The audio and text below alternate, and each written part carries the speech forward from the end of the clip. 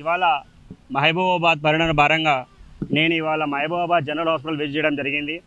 నిన్న మొన్న చూస్తూ ఉన్నాం, బతుకున్న ఒక పర్సన్ తీసుకువచ్చి మార్చిలో పెట్టినారు, రాజు అనే పర్సన్ అని చెప్పి. మళ్ళీ ఇవాళ పొద్దున అన్ఫార్చునేట్గా అతని డెత్ అయిందని చెప్పి నాకు ఇన్ఫర్మేషన్ వచ్చింది. అసలు దీంట్లో ఉన్నటువంటి నిజాలు ఏంది అసలు తెలుసుకుందాం అనే భావంతో నేను ఇక్కడ రావడం జరిగింది. ఇక్కడికి వచ్చిన తర్వాత నేను సూపరింటెండెంట్ గారితో మాట్లాడడం జరిగింది. అదేవిధంగా అతను ప్రత్యక్షంగా అసలు డెత్ అయినా లేదా అని కూడా నా కళ్ళారా నేను చూసిన. డెత్ అయినది మాత్రం అది 100% కరెక్ట్.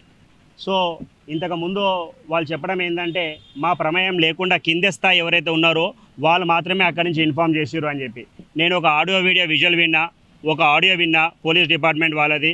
నాకు ఒక ఫోన్ వచ్చింది మా సుపీరియర్ ఆఫీసర్ నుంచి, మీరు వెళ్ళి పంచనామా చేయండి అని చెప్పి.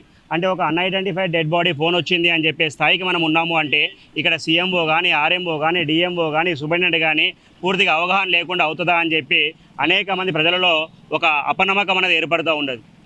ఇది కేవలం వాళ్ళకే కాకుండా పెద్ద ఎత్తున ఇది ప్రజల్లో ఒక అపనమ్మకం మెరుగుపడుతుంది. కాబట్టి దీనిపై పూర్తిగా సంపూర్ణంగా విచారణ జరిపి ఎవరైతే బాధ్యులు ఉన్నారో వాళ్ళపైన కఠిన చర్యలు తీసుకోవాలా. ఏదో మీరు కొండదేలు వెలుకలు పట్టినట్టు కాకుండా ఏదో ఒక శానిటేషన్ వర్కర్లు మార్చినాము, లేకపోతే ఒక డైలీ వేజెస్ పర్సన్ మార్చినాం అని కాకుండా దీనిపైన ఎవరున్నా సరే వాళ్ళని బాధ్యులు చేస్తూ, ఎంత పెద్దవాళ్ళు ఉన్నా సరే వాళ్ళని బాధ్యులు చేస్తూ కఠినమైన చర్య తీసుకోవాలా అని చెప్పి మేము డిమాండ్ చేస్తూ ఉన్నాం.